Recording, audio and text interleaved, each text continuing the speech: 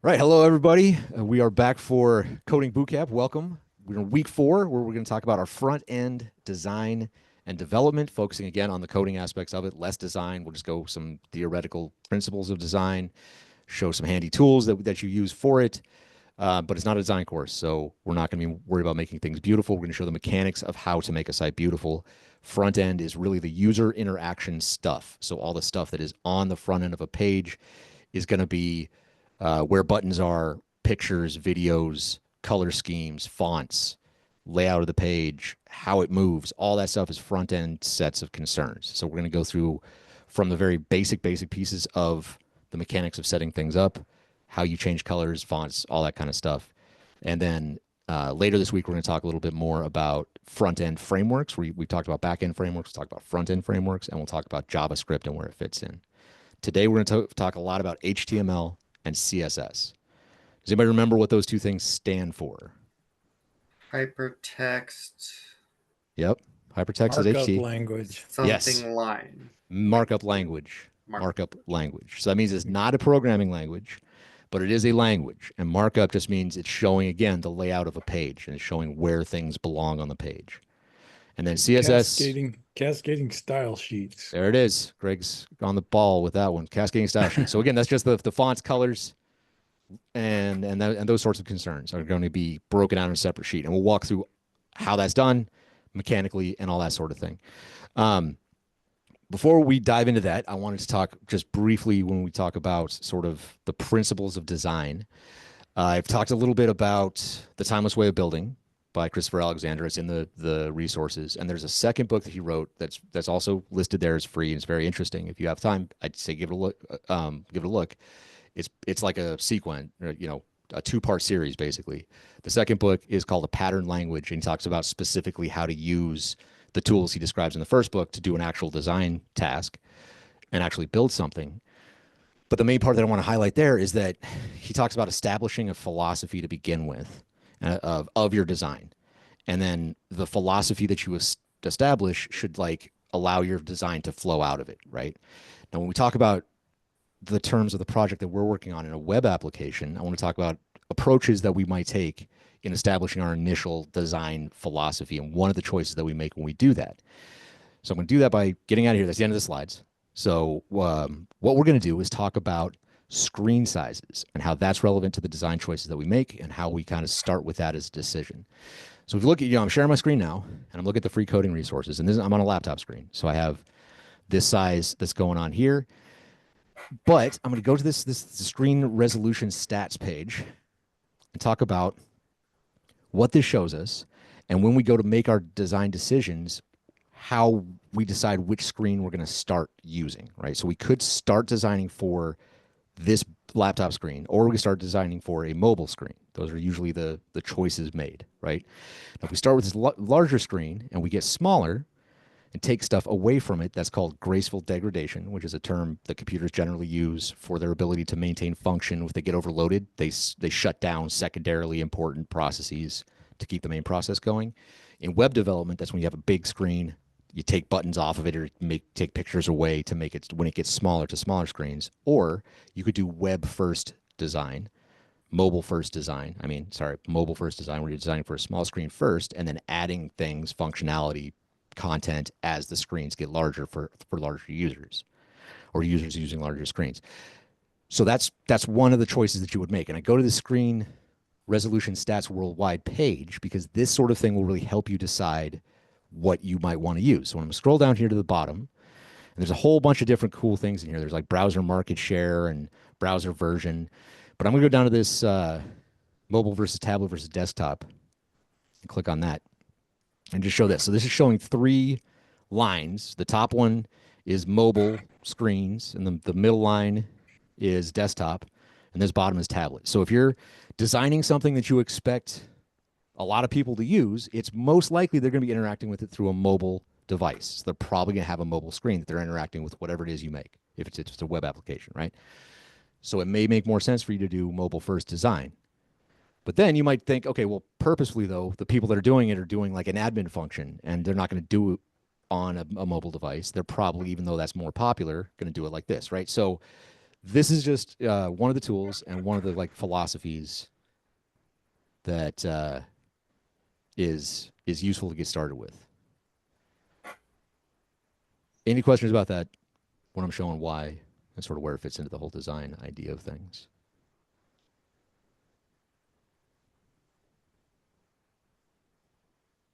Cool. All right, so we're not going to do really either of the design parts, right? The mobile first or graceful degradation. I just want to be familiarizing you with those concepts and sort of let you know what's out there, and then it's up to you to design your own projects with one of those sorts of things in mind as you do it. One of the other really cool tools for this when we're doing our front end design and we're going through things is in what's called the developers panel. So I'm going to go to another website. Let's just go to Meta. These guys. All right. So this is a website of the company Meta that does Facebook, and everybody's probably heard of these folks, right? When you're designing your pages, when you're designing a web page or something like that, and this is what every product designer or designer that I know that's professionally paid to do this and paid a huge amount of money, they'll just go and use other sites as examples. And they'll say, okay, cool. What are these guys doing? What do I like about it? And let's copy that. Like how can we make our site look like this site, right? So they're gonna have, a banner at the top and all these things. One of the great things about all browsers is it gives you the ability to look at some of the code that's running this. And so you can really use this as a great tool. You find a site you like. So you just right click, go down to inspect. There are hotkeys that'll get this too, but if you right click on the browser and just go to inspect, it's going to open up this thing called the developers panel. So you may have already played around with this, but I absolutely recommend you doing this. So when you look at this, it's going to give you a ton of really cool information and great tools for doing front-end development, right? So let's kind of walk through a few of these. First of all, over here on the right, it starts out by going to this thing called Elements, right? Because I went to inspect. But there's also a console where you can write JavaScript directly in here. There's a list of sources where you can see what sorts of things have been called and pulled together. There's a whole bunch of information on here. You really get into like network and performance. But we're going to stick on Elements because this is showing the HTML of this page. And if you look, it's the same stuff that we used. I collapse these. This is Meta. This is Facebook. These guys are employing. This is like a huge company. One of the richest people in the world is the owner of this, and they got the same HTML that we just wrote the other day with the doc type up here. You see, I don't know if I need to zoom in a little bit, but up here in the upper right, we got this bang operator with the doc type and the HTML thing, and then the HTML. They have a couple of other tags in here that say what language they want to use, the ID. And then they have a head element, they got a body element, right? So the major structure of this site is just what a web page is, right? So here's the HTML. The other cool thing in here is we could do a bunch more detailed things and look at, say, any one. So up here at the kind of top of this, next to where it says elements, there's a picture of a screen, like two laptop screen, a laptop and a mobile screen. And then there's a little arrow thing. If I click on that arrow, it's going to let me hover over elements on here, and it'll highlight each part of that element and give me information about it. So if you look down here on the left, it popped up. It says H1 dot, and then it's got the attributes. We know H1 is the heading. It's got the color. It's got the font stuff in there. So there's a bunch of information you can grab from here on what fonts are being used, color schemes, all that sort of stuff. But you can also go directly to that piece. Now I've highlighted that piece of code over here on the right. And if you look over my elements, it says, we believe in the future of connecting the metaverse, right? And we can do all kinds of cool stuff to this.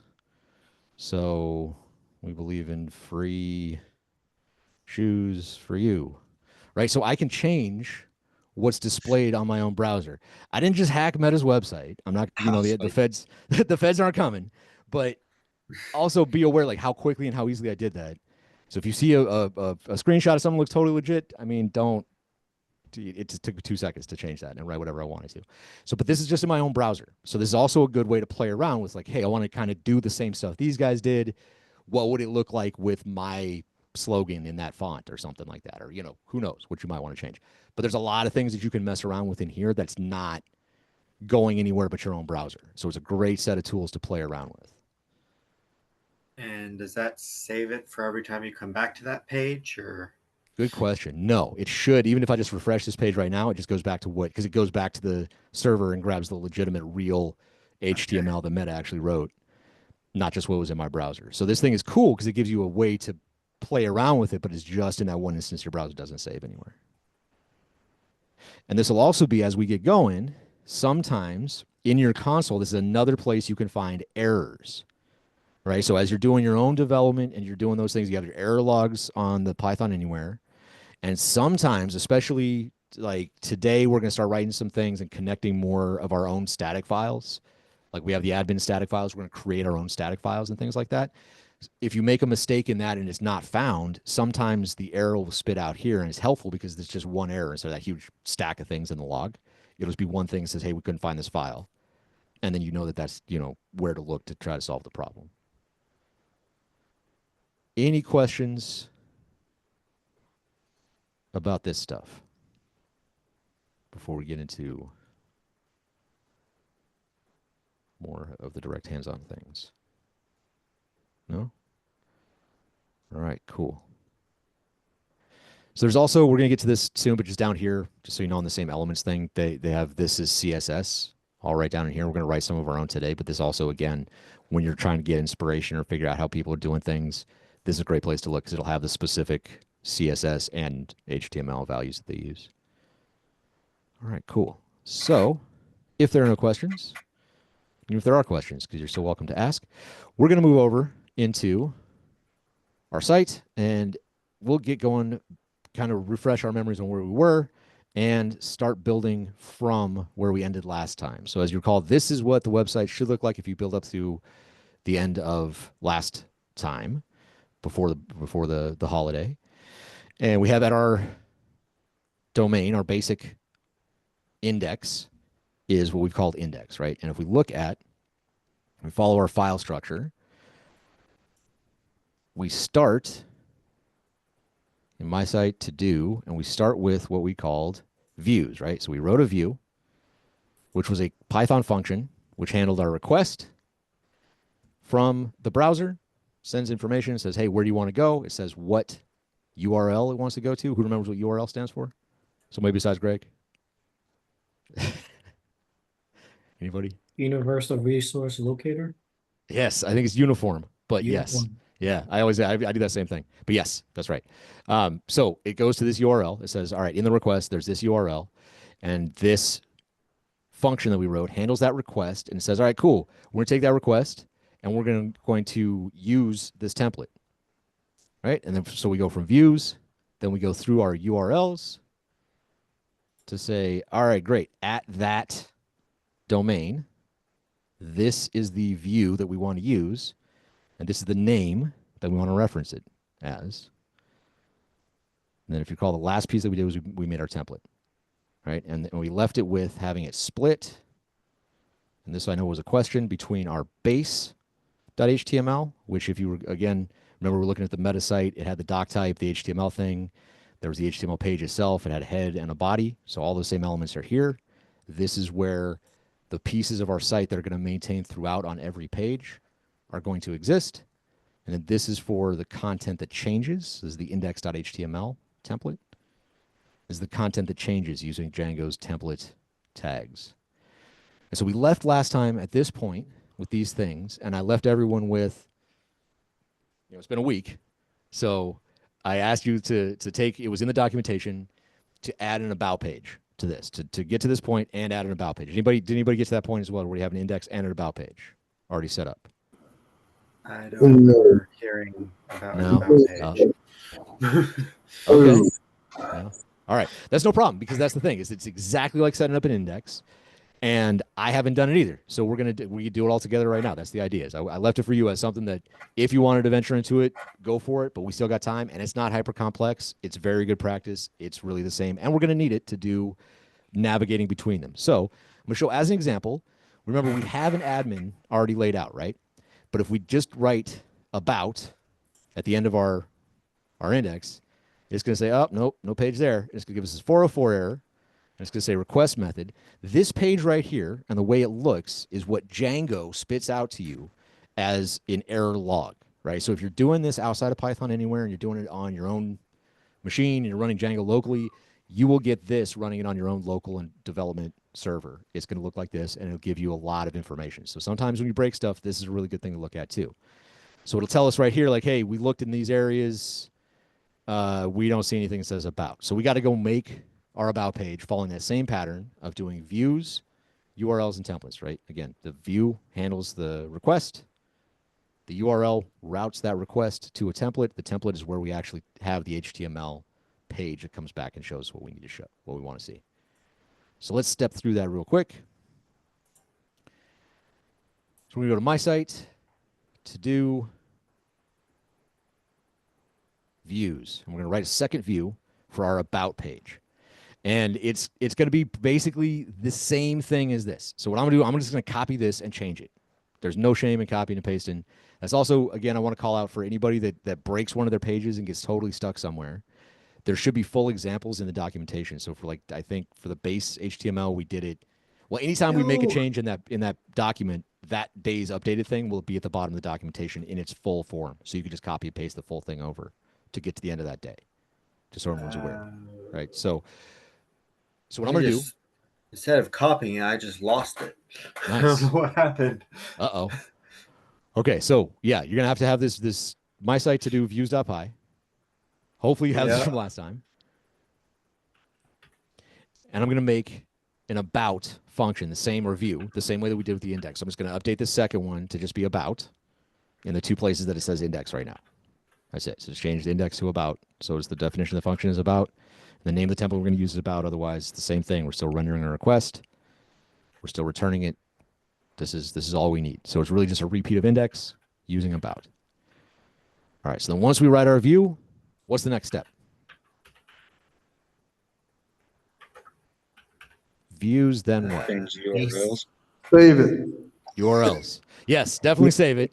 After you save it, yeah, any change you make, save it. Then we're going to update our URLs, right? So it's views, URLs. So we're on our project level. So we're at my site, or I'm sorry, not project level, application level. My site to do URLs, right? So we're in the lower level URLs, right next to where we're calling our index. So once again, we're just going to copy this path call and add another one to the list and update this to grab our view that we just wrote. So views.about, and we're going to name it about similarly. Now we have to make one other change up here at the first part, because this path, think of path as like a Linux file system path. And in terms of a Linux file system path, what is the very bottom of it, or the very top of it, if you think about the picture that I showed you? I got a question. Oh yeah, sure. What's the question? Yours says, you got path, Mhm. views about, and then, views index, right? Mhm. And then I don't have view index. I have path include to do .urls there. Include. Oh, you're at the project level. You're in the wrong level of Oh, URLs. Yeah, there's two URL files. Make sure in the my site to do URLs, not my site my site URLs. Gosh, okay. My site view. Yep. Yeah, and then that's where your index should be. Oh, I see. I got it. Okay. You got it now? Okay, cool. All right. So, wait, saves everybody some time to think it over. The top part or the bottom, I guess, however you think about the Linux file system, what is that that we refer to that as? What do we call that? Do you remember? Tilde. No, the tilde is the like our home directory, like our base working directory. We'll think of that as like the home thing. The backslash, the slash, the root is what we call it. So Linux is the root, that slash, right? And that, in terms of a web page, is our domain. So we take out this about part. This right here, your username.pythonanywhere.com, is equivalent to, because the internet is Linux, it's the same structure, system, all that sort of stuff. It is equivalent to the root, right? So this right here, when it says path and then nothing in an empty string at the beginning, that's referring to the root or the domain, the base domain, right? So that's the default starting point. So every time we make a new URL, we have to reference everything after that. So again, if you recall, in this case, we're making a /about page, right? That's what we need to add, is this about and slash to our URLs in this string. So we just do about and the slash, trailing slash. The leading slash, not necessary, but the trailing slash, if you leave that out, it'll break. Actually, I haven't messed with the leading one, but I'd write it exactly like this if I were you. If it breaks, this might be why. So, all right. So we've done that. So we told it what, and this is arbitrary. This could be anything, right? So it doesn't know that this is called about. We're doing this for our own sake. We could call this literally any acceptable set of strings, set of characters. That's no problem. It could be gibberish. But you want to design your URL system on your website to be logical, make sense, and you want to try to keep these things to be the same. But this is whatever you want to call it, right? All right, so now we got that. So we updated our view, we did our URL. Now what's the last thing we need to do? I got a question. Oh yeah, what's up? Okay, so I saw how you did the about. Mhm. Why didn't you do that for the index? I'm just wondering. Oh, for this up here? Yeah. For the empty index string? path. Yeah, because so this, by giving it just the empty string, it's telling it that there is no further information to pass. So it's going to take the domain itself. It's almost like the bare domain is what it's selling it. Okay. So it's an empty string right here to say just the domain, which we include in our settings.py and the allowed hosts. So that's referring to the main page. Yep, that's referring to the main page. Okay. And then you put the about because that's for the about page. Got it. Mm-hmm. Yep. But it exactly. automatically like nests it under that one because you left it blank, right? You mean it nests the domain name right here? Well, I'm saying the about because the you about, put yes. something in it. It Yeah, ends yeah. up being subjugate to the. Yeah, okay. It is, exactly. So whatever string you put in here, basically the reason that you pass an empty string with nothing in it here, or I think you could pass a slash and it works because again, this is similar to the root. But the reason that I normally just leave it blank is because, to your point, Greg, what it's going to do is take whatever you put in this string and just append it to the back of your base domain. So if you want the base domain to be the first place that people go and they land there, then you just put in a blank string for the path. Does that answer your question? Yeah. Thanks. Cool. All right, so now we've added our view. We've routed the URL for it. What's the third thing we need to do? Well, I'm going to add a fourth thing to this list, but the third thing for our list right now that we need to do. We save it and push it. Save it, not push it yet. One more thing we got to do. Close, save it, good call. We got to do one more step. You would have Gotta to put something to display on it, right? Yep, which would be Oh, we got to Our- go to our template or templates. Yes. Yeah. We got to make a The template. index. wow, right? You go to the index. No, we got to make a new template because right now we have our base, which again is going to be used over and over again, and we're going to use it again here. We're going to reference it again, but we have to make an about page like we have our index.html. We need to make an about.html. All right, so I can just do that here. Just do about.html. This Wanna hit time I'll add the HTML. Yes, remember to add the HTML because that's how we reference it in our view. And then here we're going to do basically the same stuff that's in here. We're going to do this whole extends and the base. Remember, this is how we grab all the stuff from the base. And we're going to have some kind of content in it. So I'm just going to copy everything out of my index.html and just put it over there and make just a change to this h1 element. Because the whole reason that we have these two pages is so that we're going to have something to navigate between and kind of move between when we start talking about our front end UI, so like user interface and user experience type stuff. Those are front end concerns. And I want to have two pages to move between. So I'm going to copy my stuff out of my index and just paste it here. And then I'll just adjust this so it is telling us that it's the about page. So we have something different to look at. And that's all we're going to do with this right now. If I could spell the word about, there we go. All right. So this is the about page. Cool. So for now, that should be it. That should work. So now we should push it, the changes that we made. We should reload our server-side code. So I've saved that. I'm going to reload this code, or the server-side. When it's done reloading, what we should be able to do is go back to our site. It's going to take its sweet time thinking about it. It always makes me nervous, like I broke something. So let's refresh it. Doesn't appear to be broken yet. And so now I should be able to just type in that about URL, and it takes me to the about page. So now we have two pages, and we've routed the URLs for them, right? So we follow that same pattern of writing a view, route a URL, and then doing something with the template, like defining a template, making a template if we don't have one, or adjusting a template. So that is honestly that's review of what we did yesterday. It's the same thing, same pattern for index, same pattern for about. We just did it again to have a second page. Any questions? Anybody totally stuck? Uh, I typed in the about, but it's still giving me. This is still the index.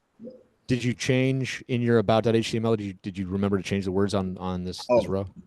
I didn't see that. Yeah, because if you don't change anything here, man, it's gonna display what you got, Gotcha. and that'll be confusing for you.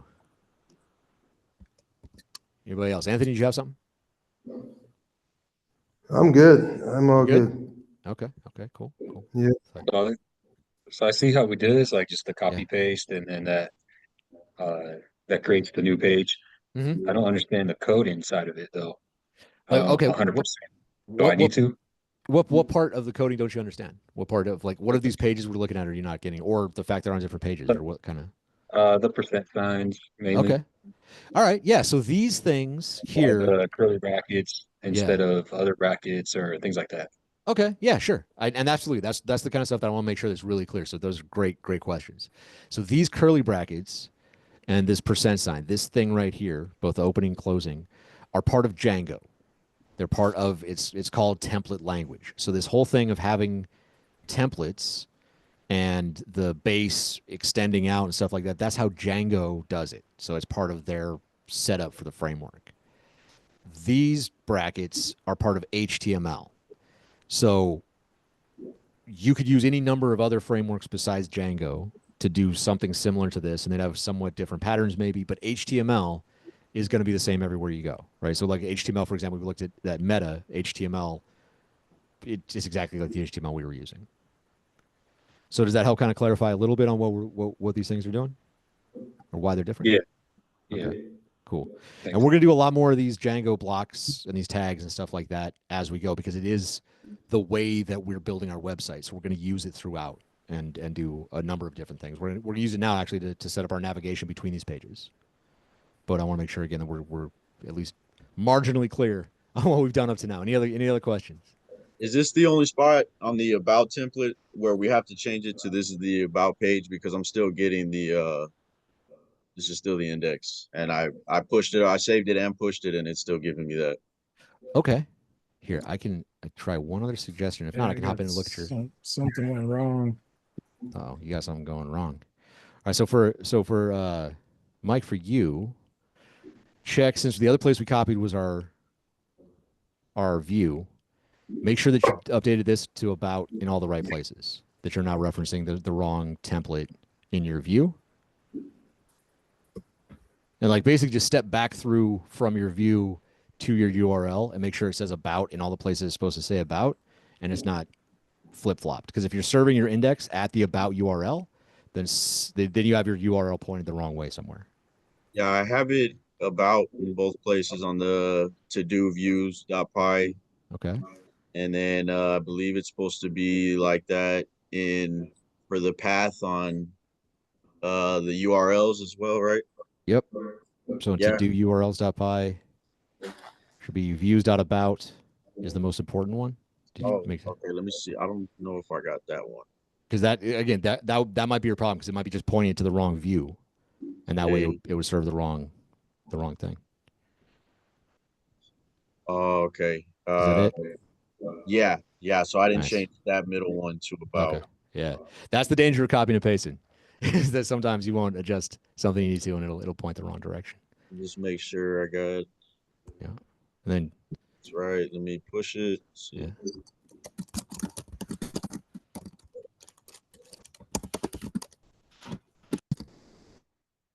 And then Okay, we're good. they're good. Nice. And then Greg, are you still hemmed up? Yeah, I did have the mistake. You're on the page right now, but I fixed that, but I'm still getting something went wrong. Debugging tips. Okay. Did you get into your log and see what it looks? You want me to open up your log on my side and see if I can help you out? Yeah, I guess I was. Okay. Yeah, probably. Shucks. And this Gioshe 808? Yeah, that's me. Yep. 808, Hawaii representing, man. All right, so Yeah. let's go to your web and see what the error is first. All right, so we go under your error log. Scroll down to the bottom. What is this saying?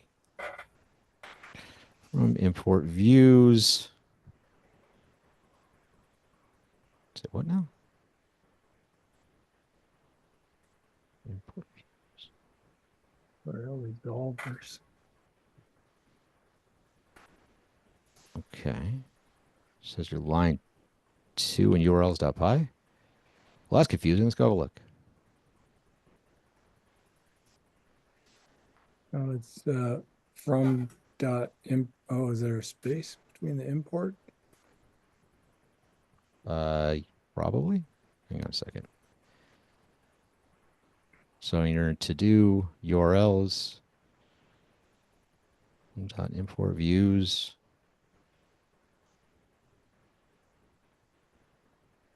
Index views about. I don't see anything wrong there.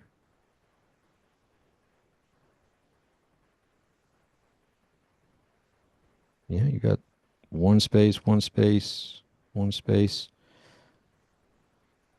Anybody else seeing like a missing comma or anything that I'm not catching here? It looks like it's all written right to me. Hmm.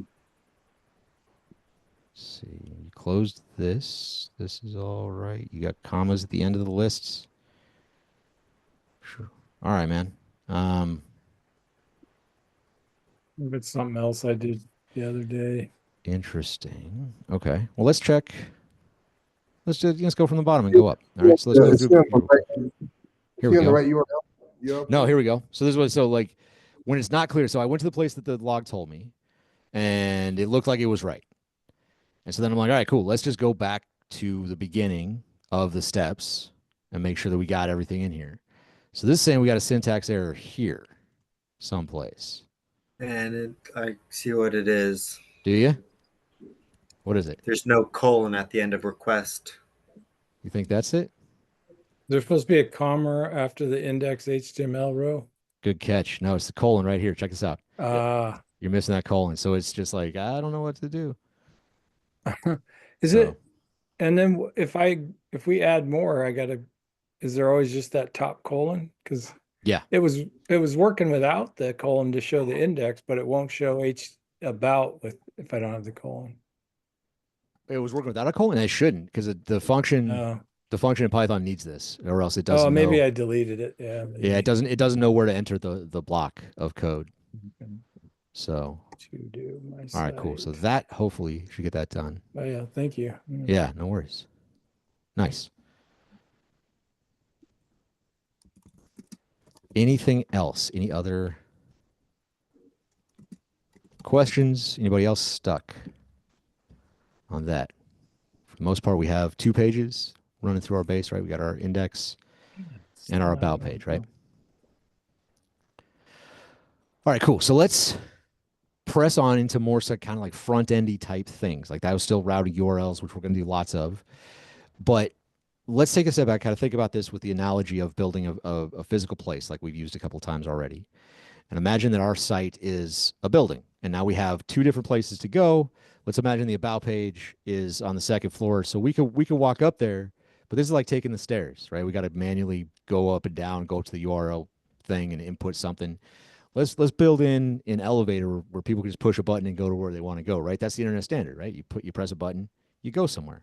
Like all these links all over the place. Let's add some of these links to our page. So to do that, we're going to go into our base. Well, actually, before we start writing new code, I should have done this before.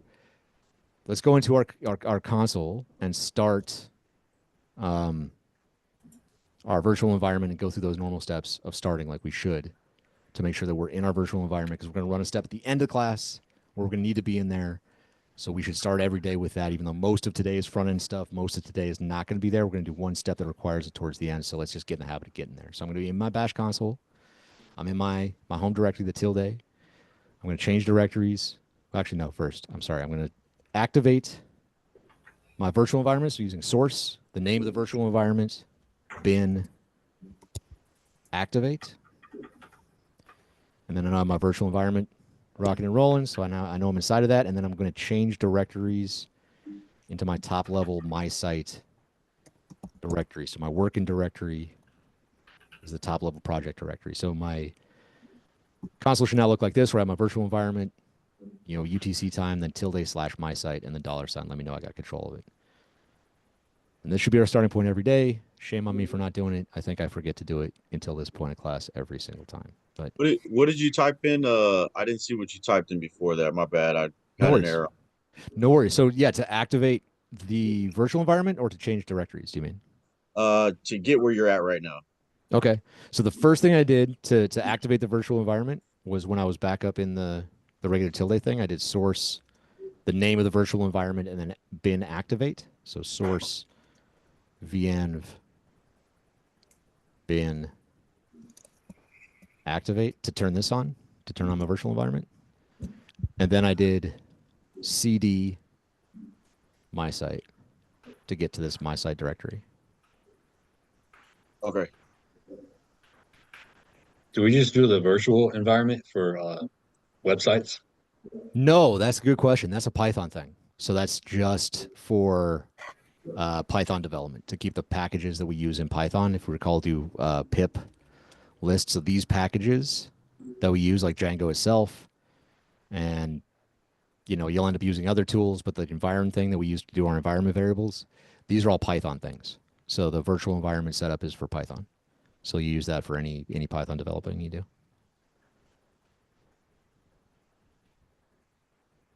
That's why it's also a good habit to start there, because no matter what kind of project you're working on, this is probably where you're going to get started. Right. So now we've done that, now I've said all that, we're going to go out of here and do other stuff. We'll come back to this in a little bit, but we're going to do most of our front end changes in the base.html, right? So this is the place where we're going to write a lot of HTML. We're going to do a lot of HTML today, and we're going to end up with some CSS. So the first thing we talked about the screen size being a relevant factor in your design decisions and things like that.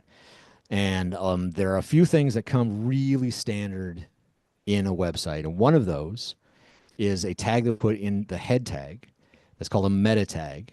And these, they'll see for a lot. And a lot of times the stuff that's in the head element, that's inside of this element right here, is not intended to be visible, but it's going to change some of the behavior. So this thing that we're going to write in here is going to let it the screen size be set to the size of the browser that's accessing our page. So it's going to like set a reference point to make it that size to begin with. Then it can do adjustments and fit other sizes. So we're gonna do this as a real standard thing. And we're gonna use what's called attributes, which we didn't really go over a lot. These are inside of our tag. So I did the opening tag for this meta tag, then space name. This was called an attribute. We're gonna do a lot of setting attributes in HTML. And we're gonna set this as a string of viewport. HTML strings have to be double quotation marks. Python could be either. HTML has to be double. It won't understand the single quotation marks. And we'll use that to our advantage when we start doing the Django stuff. But this is just HTML right now. You typo. Oh, wait. yeah, there we go. That's going to break everything. Thank you. Viewport. Okay. Good catch. Viewport spelled correctly. And then the next attribute we're going to set is content. And this is going to have another string. And inside the string is going to have a couple things like within it, right? So we're going to say width is, so another equal sign, and we say device dash width, comma, still inside the string, do initial dash scale, and set it to 1. It's 1. Now this thing, and the reason I go over this specific piece is this is something that I want you all to have and be able to use, because you can find it in what's called like boilerplate or templates of HTML, but now you have it. So this is something that no matter what HTML pages you're going to make, you're probably going to want to throw this in there, because from there you're going to be able to make pages what's called responsive. And I forgot to show this with Meta's page, but let's go back here real quick. I'm going to inspect this again.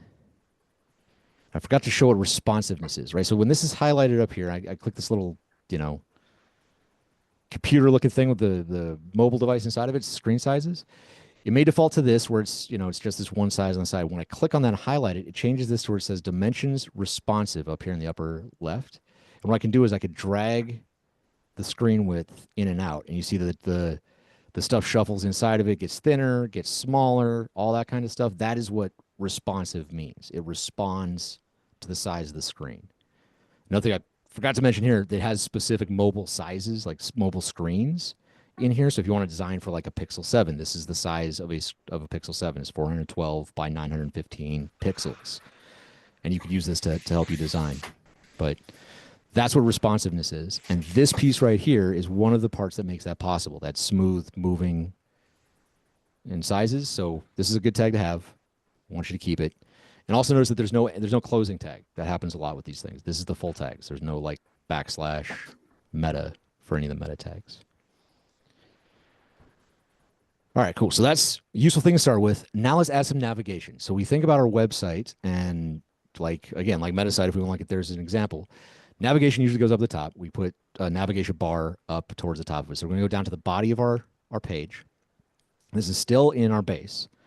And it's outside of our content block. So it's above this block content line. And I'm going to add an HTML tag that's called nav, N-A-V.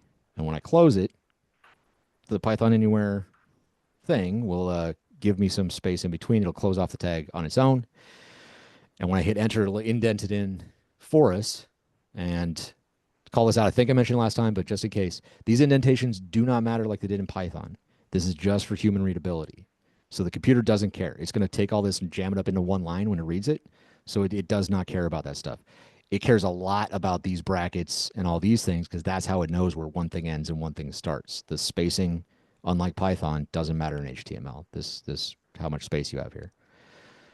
All right, so inside of our nav bar, or our nav element, we're going to add our links between the two pages, right? So we think about we need a link to our about page, we need a link back to our home page.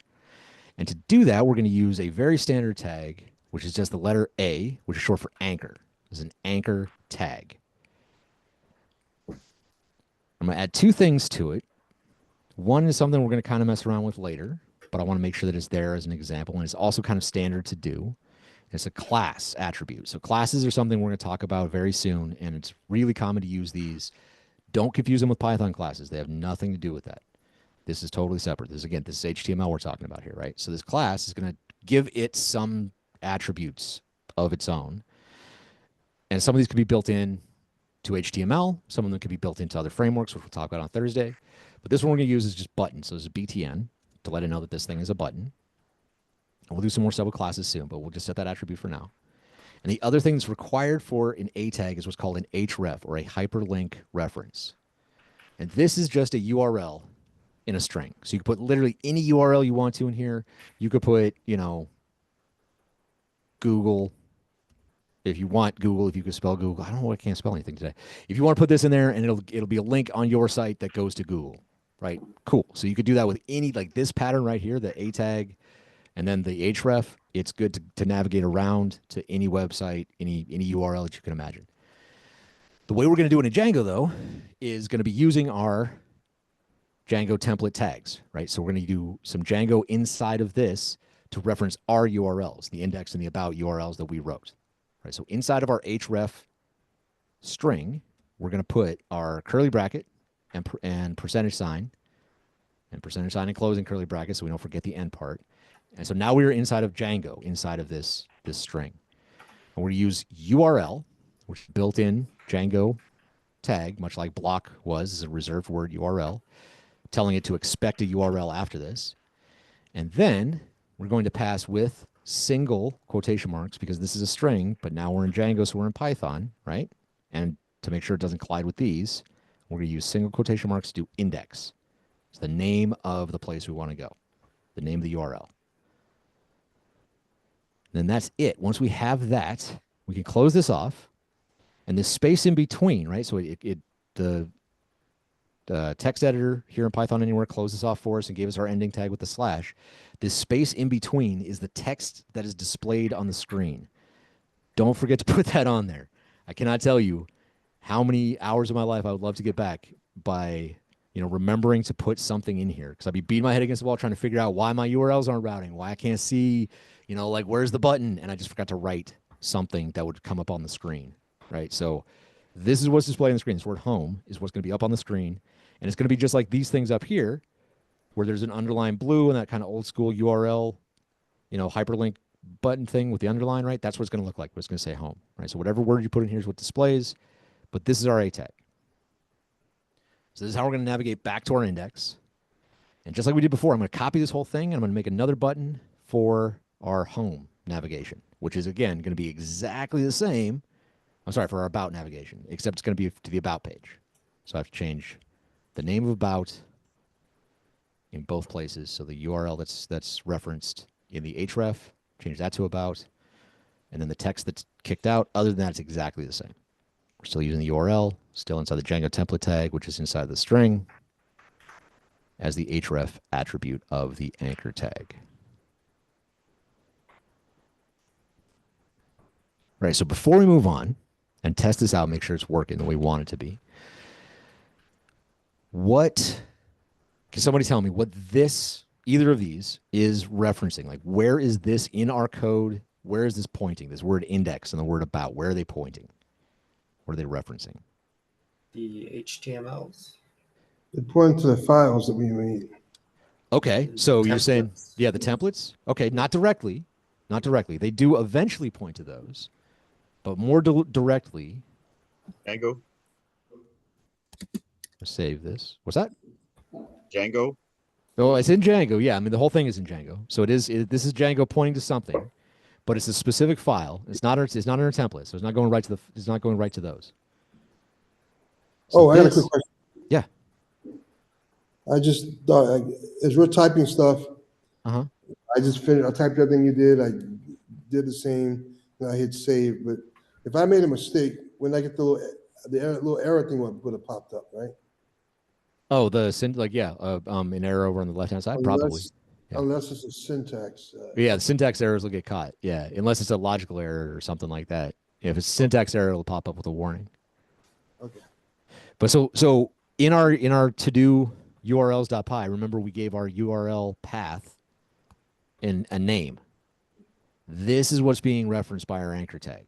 So when we say URL, it's going here, it's catching this name right here. So you got to make sure whatever name you set this to, it doesn't have to be the same as your view. This could be whatever, but it's got to match what you set in that tag.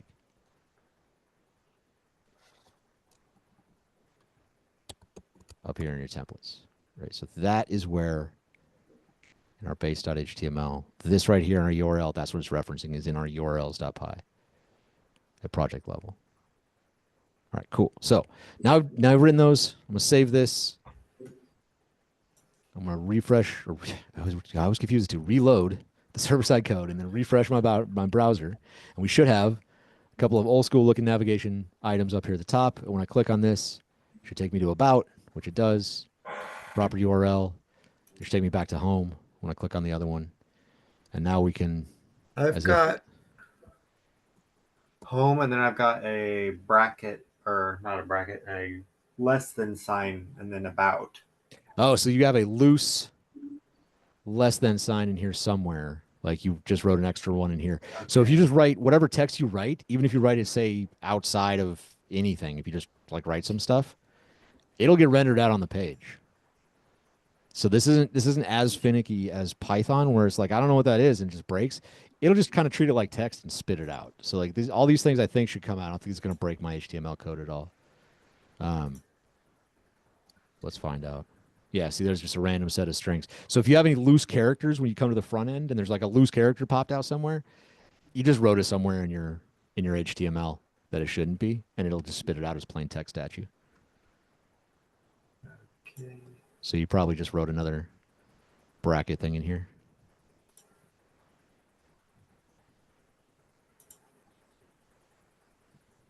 All right, anybody else got questions or stuck or anything like that?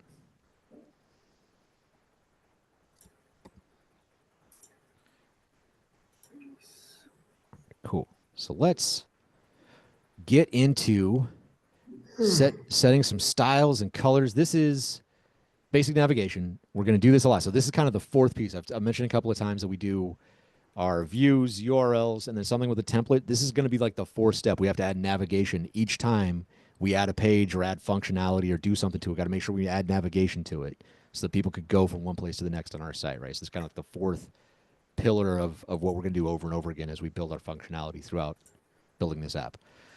Right now, we're going to shift gears into the colors and that sort of thing. It's like what we've done now up to now is largely kind of layout. Maybe you could consider a function with the navigating around and stuff like that. But this is really just delineating where things are going on our page with the HTML. So now let's start talking about colors and styles and all those sorts of things. I'm gonna save this. Hey, boss. Yeah. Is this class about Python or HTML or everything? It's everything. It's everything. So it's not a Python course. This is a coding course. Just We're doing okay. web development. We use Python mainly, but it requires other technologies. This HTML and stuff is kind of unavoidable on the web. Okay, we're doing coding, HTML, Mhm. Linux. We're doing all kind of stuff. Okay. Yep. That's good. That's good. Yep. It's purpose driven. We're building an application. You need a whole bunch of different things to do it. So, Okay. all right, cool. So let's talk about how to make this a little bit prettier, right? So let's just set some colors, and then we'll get into the CSS by the end. But let's start by doing what we could just do directly in HTML still, right? So we could set things what's called inline by just adding attributes the way we have right here with our class and our href and things like that. So if we wanted to say change the background color, we just do a BG color and then set it to something. And you just set it to like a colored word. It recognizes these words and it'll set it to that color. Even though that's probably not super interesting, but it is really that simple. You just tell it what you want to change and tell it what you want to set it to. This is taking a sweet time, but when we go and refresh, it should just be a blue page, right? So you may not want this specific blue, but that's pretty much how you set the colors directly in HTML. There are other ways that if you want to get the specific things, and I always forget to keep this open, but I'm going to go back to our free coding resources. And there's a cool little cheat sheet that I linked in here in the references and whatnot.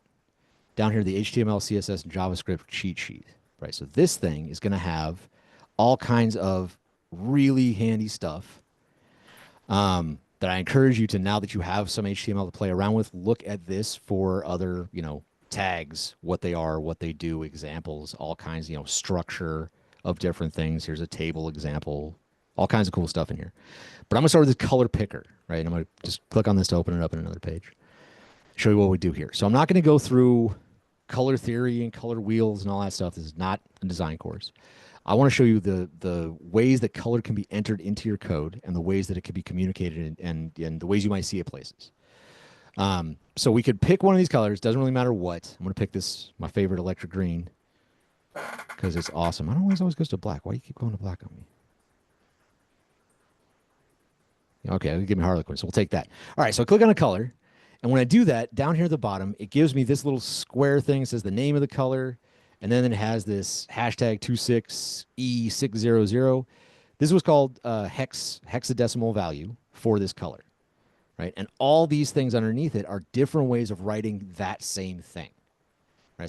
So like I did in HTML, I could write blue, but I couldn't write Harlequin. It doesn't know what that is. But I can take this hexadecimal and enter it in there. These other ones are red, green, blue values. So you could write that same, you could write RGB, parentheses, 38230, or you could write the RGB values as these decimal numbers. You could do this cyan, magenta, yellow, and this K is key, which actually means black. This is for printers and how printers do it. And then hue, saturation, and value. You could give it these values. All of these things can be passed in HTML to set the color of any element you want to do. And they could be used in CSS as well. So what I tend to use is the hex values. It's real common to use, but you might see these around. Some people might prefer using others. There may be a reason that they want to use another one. But be aware that this is how it's done. And hex values are really, really common. So the way these are used are just the same way that we did where I wrote blue into that spot. I'm just going to copy this value, this hexadecimal value. I'll go back to my base.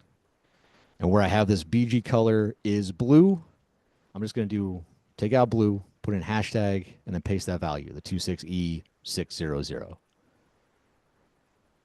So when I do that, to show you real quick, this is going to eventually update my color from this awesome blue to this even more awesome green. So that is a couple of ways. I guess those are a couple of the ways that we could enter the background color information or set any of the colors or styles or any of those sorts of things. Oh, I got a question. Yes. What's the Just question? now when you did that green, Mhm. your whole page went green. When I did it, only the part where the text was went green. Where did you put the? Did you put it on the body tag or did you put it someplace else? Did you put it on a class? Did you put it on the A tag? Yeah, it's body. Yeah. Oh, that's weird, man. I'd have to hop in there and look at it. So what I was going to show next is actually how to move this, because again, you're probably not going to want to just put it in line on your element directly. So we're going to move this up into we're going to start writing this in CSS and show how we could target to kind of get to your question, Anthony. Like, if it's highlighting the wrong thing, if the background color is not where you want it to be, how can you make sure that you pick the right elements on the page and make them the right colors, give them the right styles, and do all that sort of stuff, right? So writing inline is one way to do it. You can write it just right in the tag. But if that doesn't work, or as your project gets bigger, this is going to get cumbersome. If we want to do any more attributes, if we want to do like text style, anything else with this is going to get really long, and that's going to be stupid to maintain, hard to read. So what we do is we push this up into the head element. We're going to put a style tag.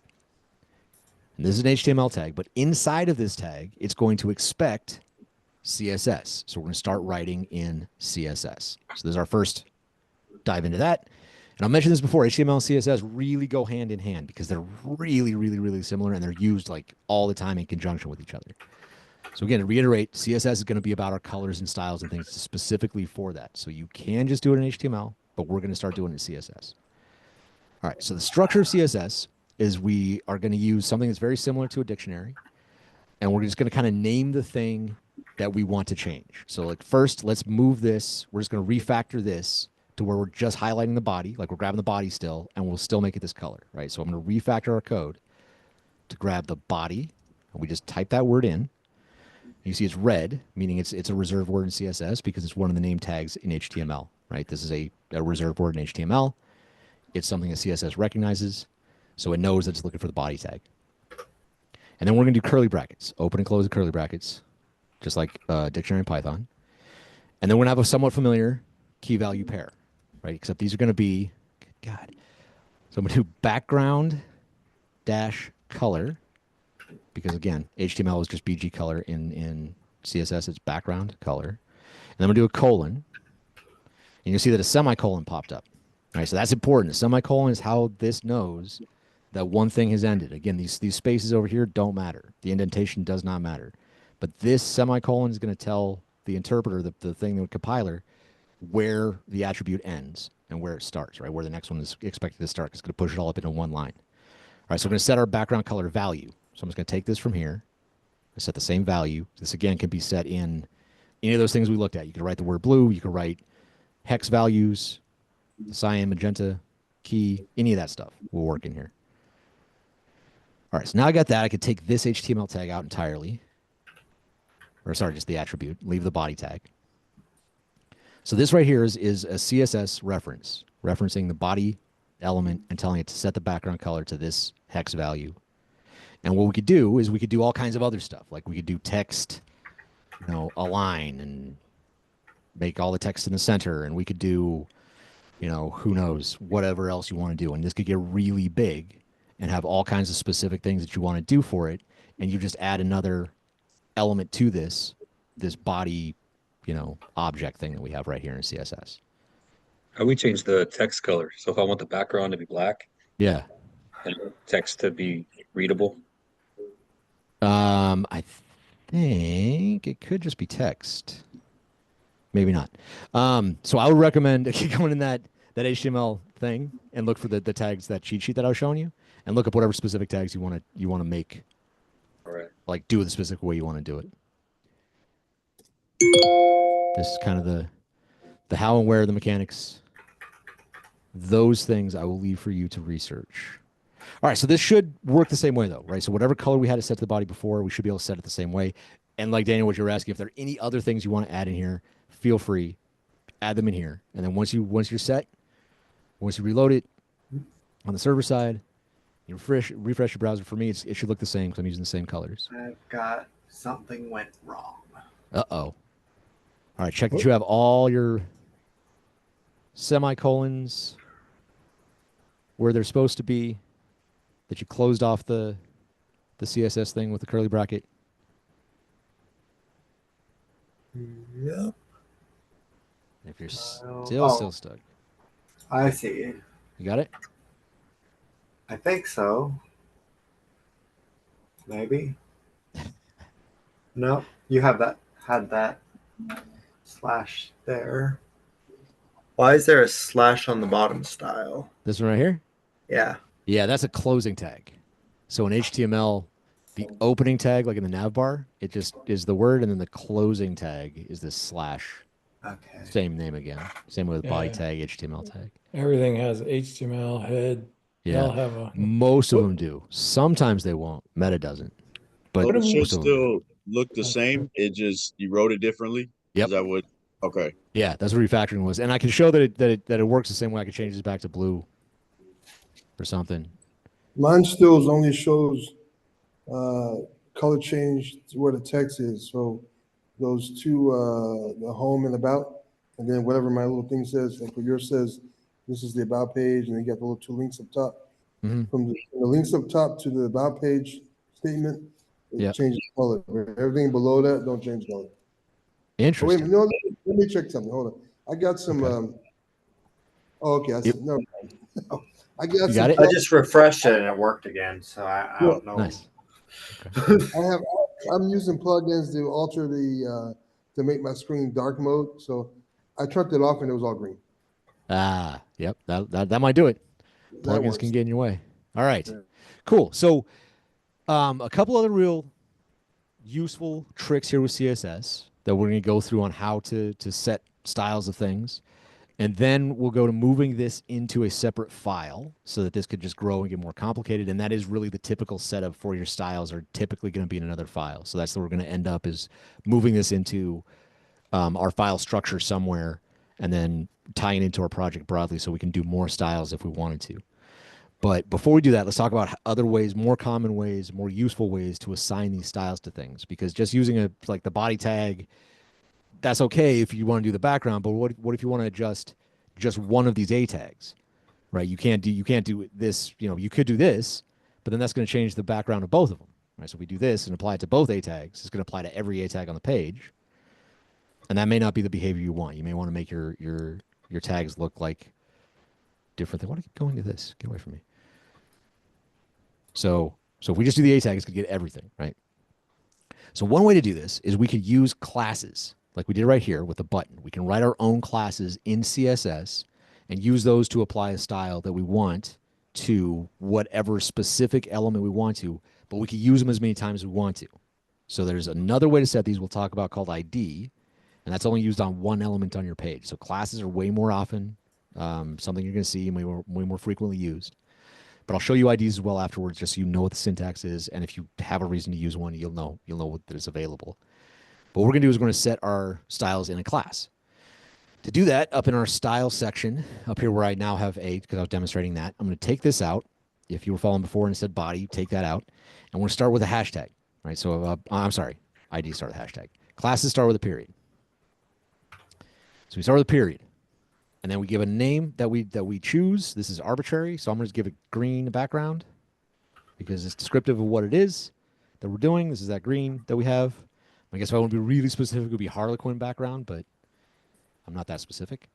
And so, again, the important part here is the dot. All right, so we do dot, green background, no spaces. Make sure it's hyphenated. This has to be one solid word. If you have two words, it's got to be hyphenated. That's the custom.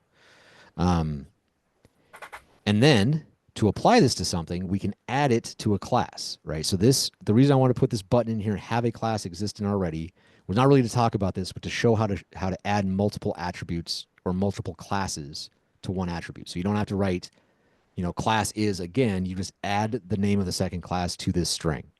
So I'm inside of the string where it says button on this first one. I just did space to give myself some space. And then I'm going to type the name of the second class I want to use. So green background without the dot. Not the dot. No dot, right? So the dot is when you define it in your style sheet, in your CSS. So CSS needs the dot. HTML now, so this is HTML, does not need that dot. It just needs the name of the class to find. And it'll go read your CSS and look for it up here because it's a class, it'll look for a dot and then it'll read the name. Right. But you don't need to write the dot the second time.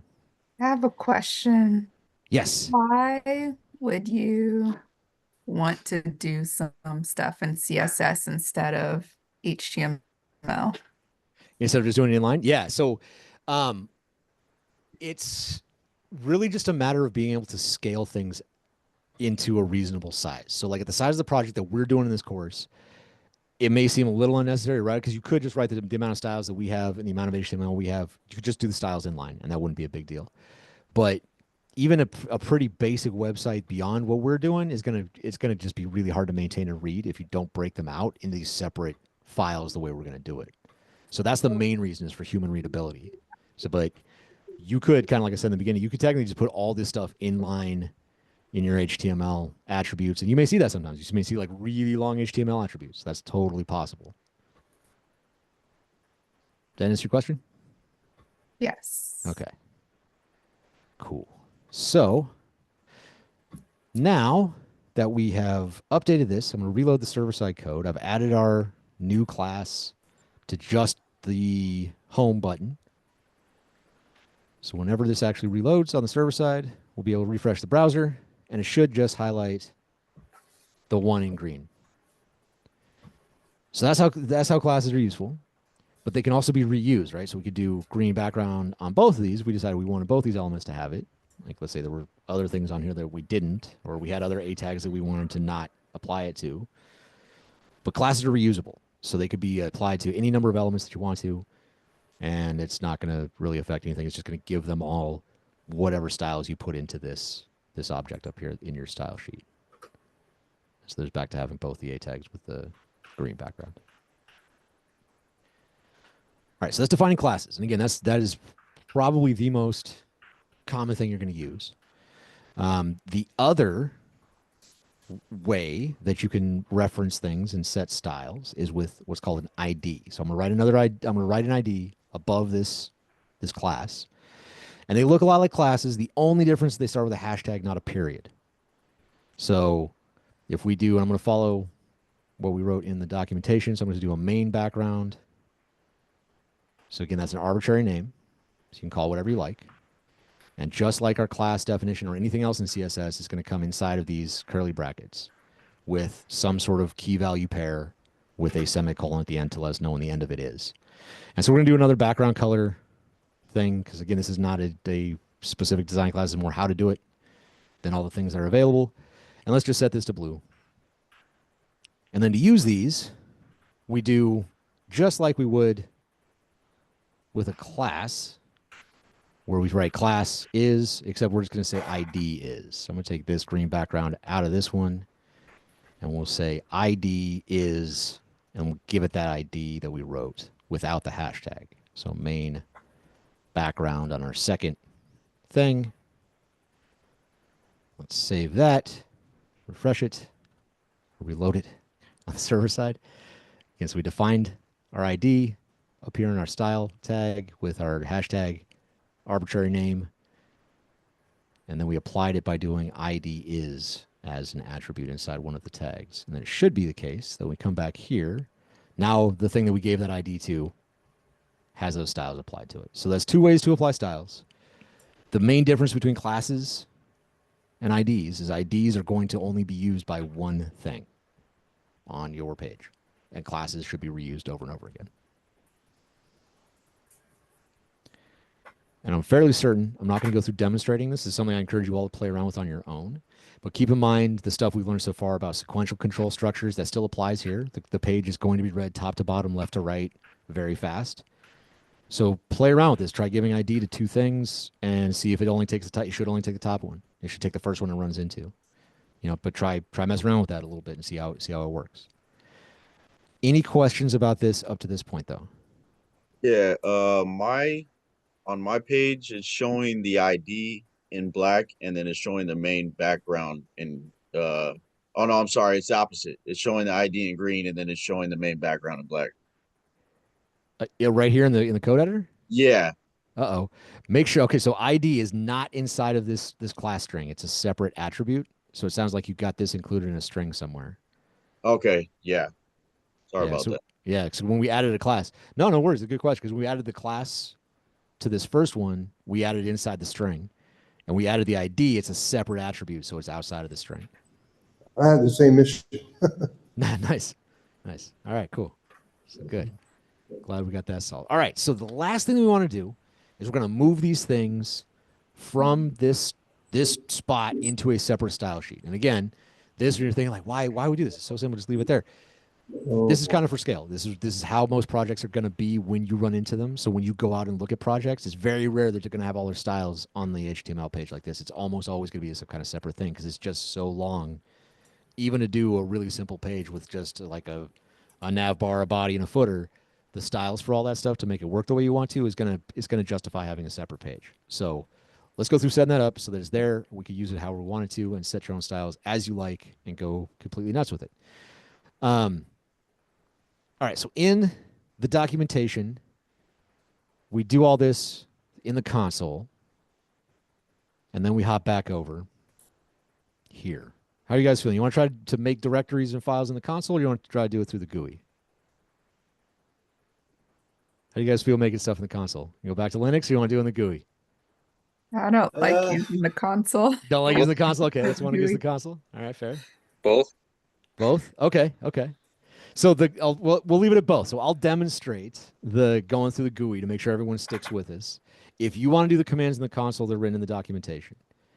And if you have questions about the command that's in there, let me know. It's stuff that we covered already. We just use mkdir, but then we stack them together because we're going to make a nested folder, a nested directory.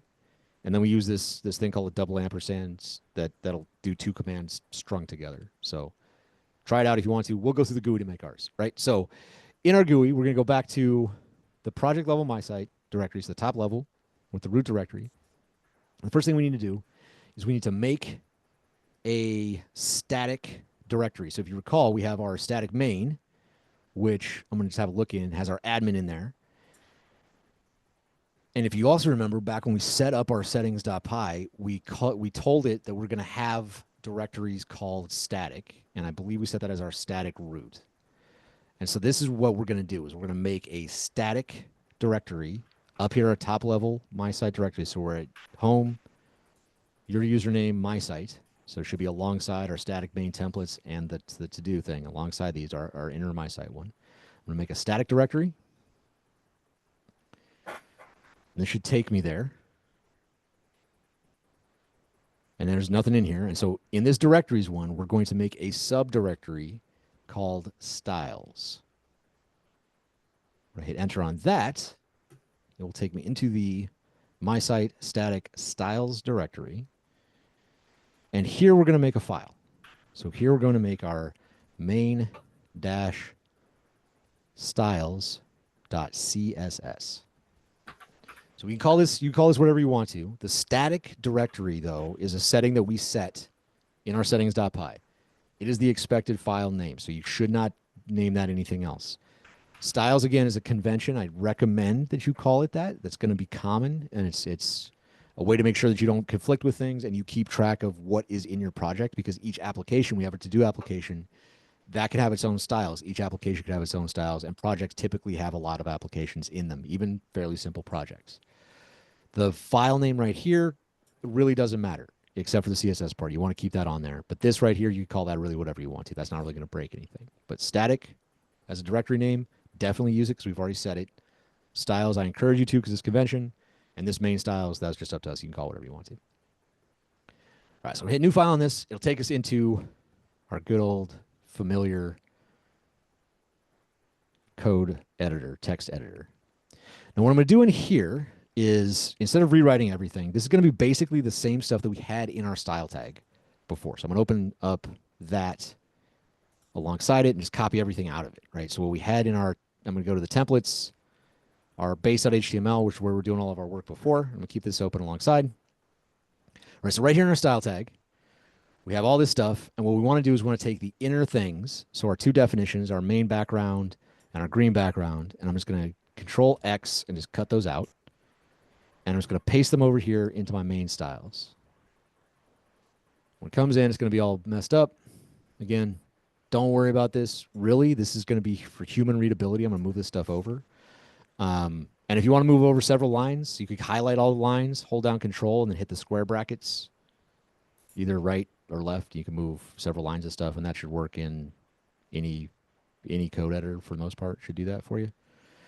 And again, just to reiterate, this is for human readability. It will not break anything to have it all messed up spacing wise for CSS. All right, so we moved our styles out here. That's it. We can just save this. So that's all we're going to do with our main styles as CSS. The rest of it is back here in our base.html page. So we pulled out the styles out of the style tag. So now we don't really need this tag anymore. We can just get rid of that. But now we have these things with no reference in between them. So we have to somehow connect this page to that style sheet that we have separate of it now in that other directory, right? So there are a couple of things that we need to do here to make that happen. The first thing we need to do is we need to tell it here in this head tag what that sheet is, where it is. We need to link them together. And this is a very common way to link external style things is using a link tag. So it's called link. This is not to be confused with our hyperlinks, the A tag. This is linking together style sheets usually. But it can also be like scripts for JavaScript. When we do that sort of thing, we'll use link. Well, we'll use script tags for that. But this is typically how you're going to tie together styles from other places, either your own styles or somebody else's. So when you do this link tag, you need to tell a relationship. So REL stands for relationship. And tell it what sort of thing to expect. So there's going to be style sheet. And then it's typical to tell it what type of thing as an attribute. And we're going to say it's text/CSS. And those things, if you leave them out, again, these seem to be convention. I'm not sure it's going to break anything if you leave these two out, but it's best practice, so I recommend doing it. This next part, we absolutely have to have the href. This is going to tell us which file, where it is, just like the A tag with the hyperlink reference, except this isn't an A tag. This isn't a link going anywhere. This is just pointing us to the place we want to be, right? So inside of this href, just like we did with our URL hrefs down here, we're going to use Django to point to our file structure and point to the CSS file that we just made. So we're going to do our opening and closing Django template tag. So the curly bracket percentage sign, closing curly bracket. And then inside, we use another word, static, which is going to help us find our static things. And this is, again, referencing back to our settings in our settings.py, where we told it we're going to have a static thing. And that is going to point to, in our file structure, when we made our, go back to this so I can point at it. We did my site static and then styles main styles CSS, right? That static that I just wrote, over in the Django template tag is referencing this piece right here. So it's looking for this everywhere it finds it in our file structure. And so all the directories up to that point are included here. And what we need to do is tell it where else to go. So this is like the URL down to static. Now we need to tell it as a string. So single quotation marks, where else to go from there. So styles, right? So that's the subdirectory. So we did static styles / main styles.css.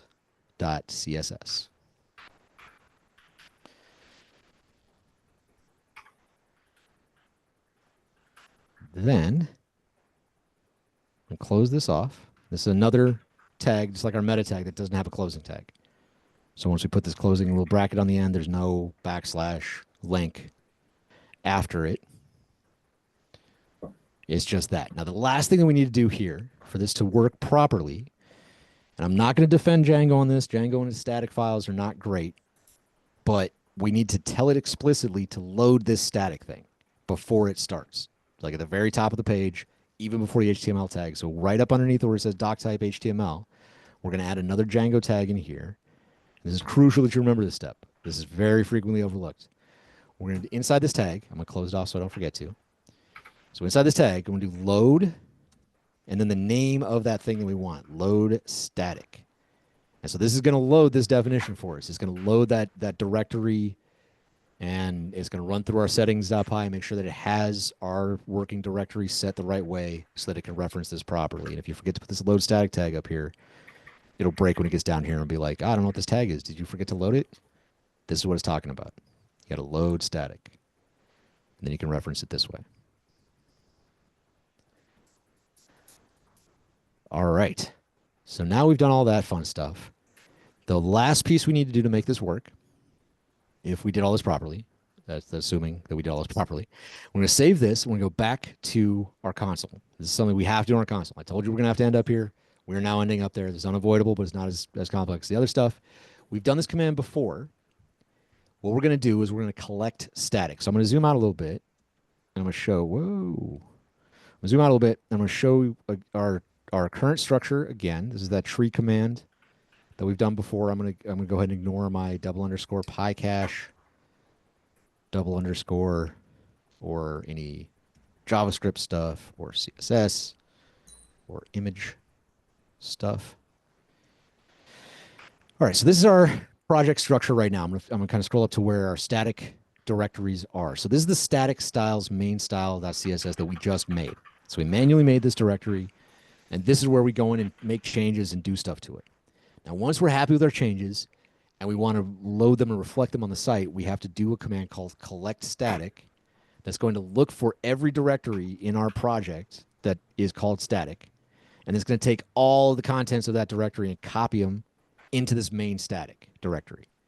And the reason it does that is for when the browser loads your website, it's faster for that browser to go to one spot, this main static spot, and grab all the static files out of one place than to traverse your entire project directory structure, try to find that stuff on its own, right? So this is basically just doing a step that's going to make service of your website faster at runtime when people actually use it.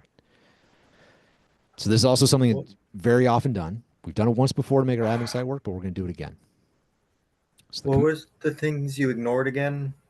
Oh, it was so __ PyCache, and then __ then vertical bar JS, CSS, and IMG.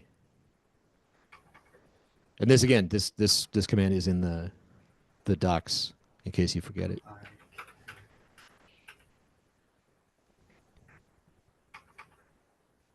You got it?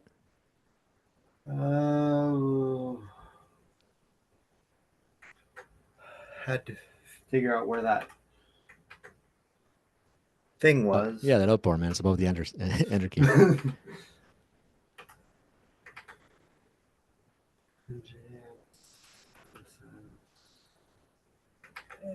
And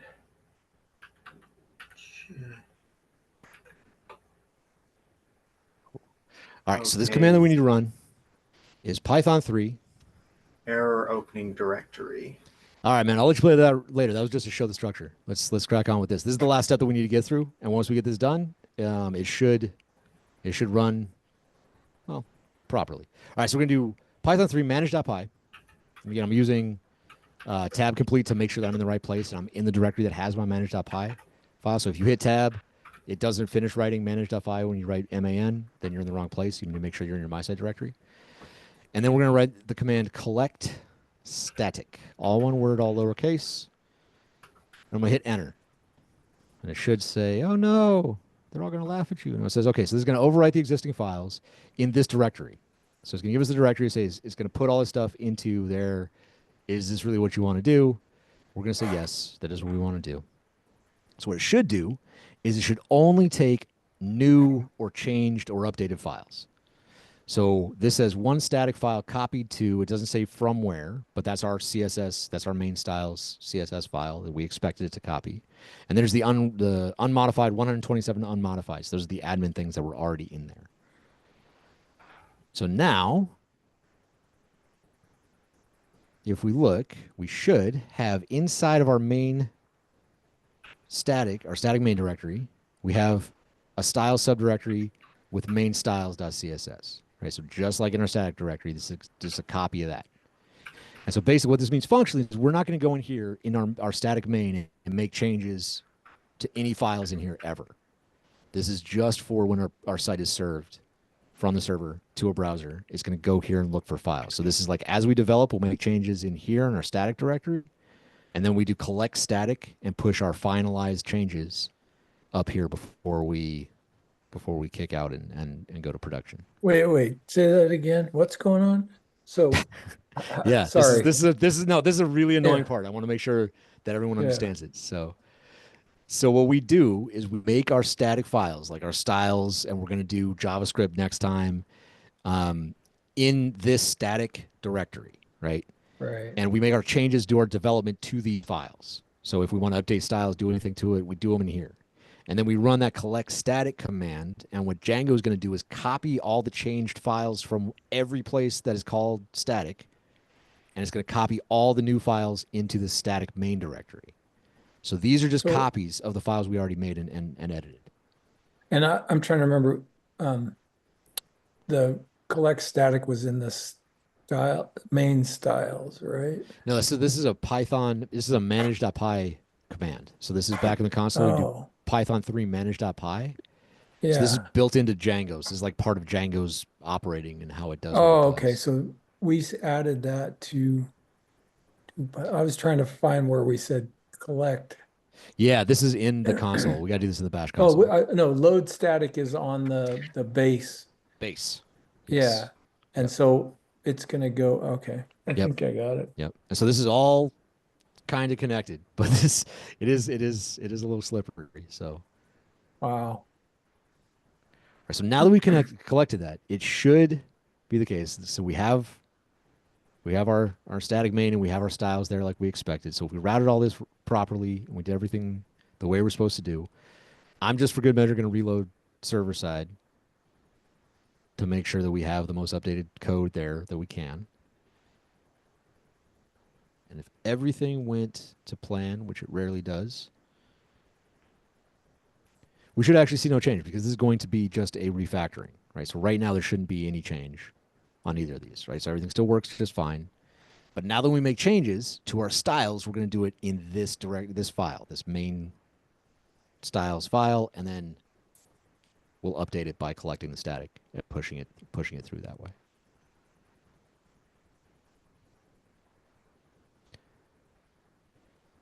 And that is the checkpoint for today. That is how we handle general layouts of the page using HTML and CSS for color, styles, those sorts of things, how we set the different attributes, and then how we break them out somewhat by convention, somewhat by the way Django does it, into external CSS files in different directories. That's the patterns that generally are followed for pretty much any project. Any questions? Yeah, when you did the Python manage.py collect static, Mhm. did it ask for to overwrite Yes. existing files? Yes. It'll give you that warning that says, hey, it's gonna copy and it'll tell you what directory it'll copy it to, and it says it'll overwrite the files that are there. Is that what you want to do? And we say yes. If it doesn't say that, you might have put the Python space 3, which is what I did. I had to go back and it told you figure out. there is no 3 command. It's like, what? Yeah, it What was. does that mean? Can't open file 3. Yeah. It's expecting a file name. Cool. Anybody else? Any other questions? Can you open your base.html? Sure. I'm trying to figure out why my because my opening head is highlighted blue, but my closing head is not. Uh-oh. All right. Trying to Did you figure- remember these end brackets on the meta and link tag? Because they don't have like closing tags, but they have the Oh, greater than okay. sign at the end. I think that's probably. Yeah, that's what it was. That's I just it? want to make sure because I didn't want to have that same problem again. Yeah, it'll just spit it out as plain text. And that is kind of what's nice about HTML is it doesn't break the same way that Python will and your Django will. Yeah. It'll just kind of like spit out the text on your screen, like, but there you go. And then you're like, oh, wait, that's not right. So, but cool. Any other questions? Anything else? Yeah, I still got that problem. Let me see. I did the class button, Mhm. close quotation mark, and then ID had his own separate little deal. Yeah. When I did that, I got an error. Uh-oh. So You want me to hop over and have a look at your files? yeah, let me hold on. Let me just save and try one more time. All right. Refresh. Sure. Yeah, so it happens on the. Any colors either. Hold on a second. It's still refreshing. Okay. All right, Yeah. it's just done now. Let me Let me try to play with it now. Sure. And then I get,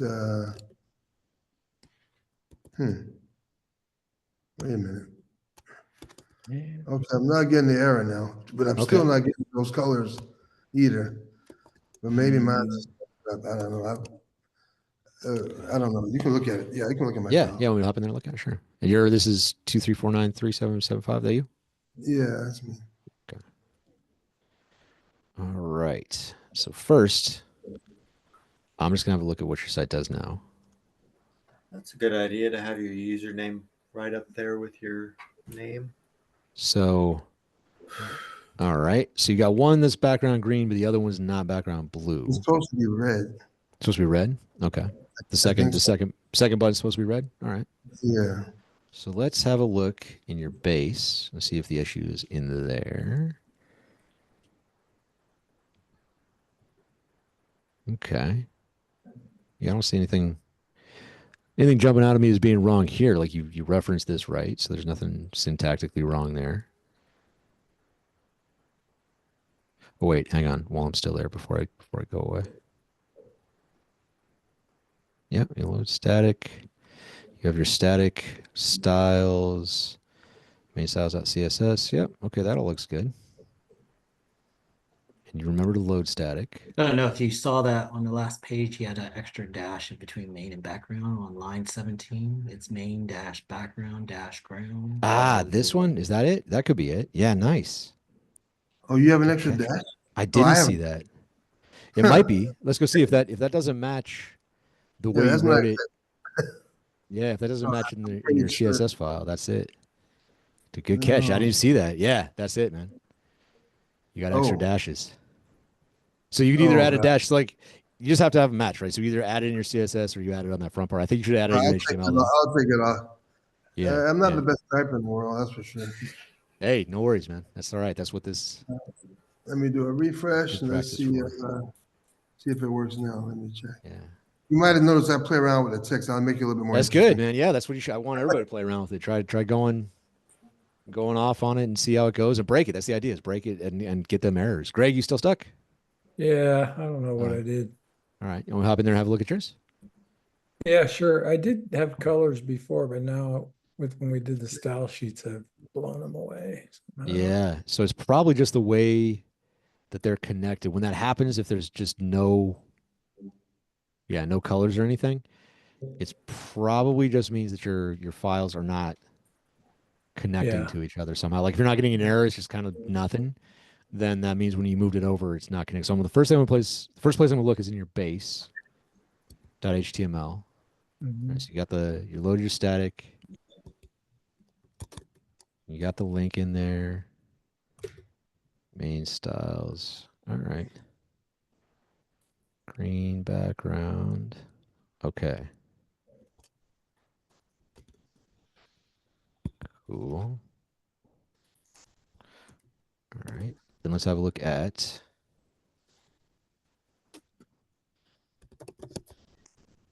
main styles. Yeah, I don't see anything wrong with that. And you ran collect static. And you didn't have any errors when you ran collect static? What do you mean by ran it? You ran the command in the console. And I see you did because it's here. So you have you have a copy of, like, you can go into the main static and look at it. It's just you shouldn't make any changes here. But so this is what's in there. So it did make that copy. So it's in there. Main style. Do you not need a period? Which one? So line 3. Oh, well, yeah, on his, I think it's dot green. Dot Yeah, that's good. That should be the class definition. Background. Main background. Main background. Huh. All right, let's see. Mine's still messed up too. Is it not coming through on your end either? No. Background color. Red. All right. So for everyone else, we're about 5 minutes over. So what I'm gonna do, I'm gonna wrap up the recording. let everyone else go that doesn't want to. Anybody that wants to hang out and keep debugging, we could keep doing that. I'm absolutely here for that. Anybody else have any general questions that's not specifically stuck on not being able to get it from the endpoint? Conceptual questions or syntactic questions or any of those things before we cut? All right, great. So everybody, again, welcome to stay. I'm going to stop the recording so it doesn't get too long. We're going to keep debugging these things, try to get everybody to a working point. And then for next time, we're going to kind of expand on this and start using JavaScript a little bit, talk about how that fits in. And we'll also use front-end frameworks and show how to put those in here to save us writing our own CSS and things like that and just kind of grab stuff that's already built and plug it in. So I'm going to stop this recording. Awesome. Thank you, Jeff. Yep, thank you.